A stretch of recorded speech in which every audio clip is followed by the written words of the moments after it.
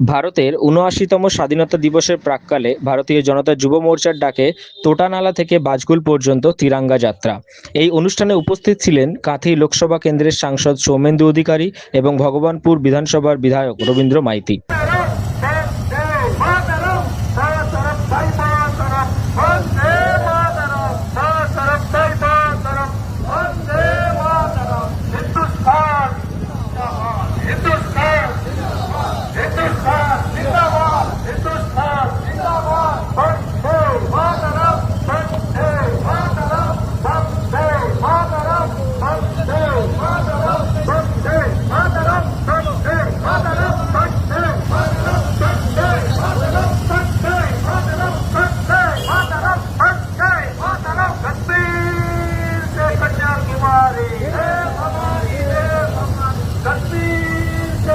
পূর্ব মেদিনীপুর থেকে নরেন্দ্র মণ্ডল এর রিপোর্ট, ক্যামেরায় বিশ্বজিৎ বিশ্বাস, নিউজ কলকাতা 24।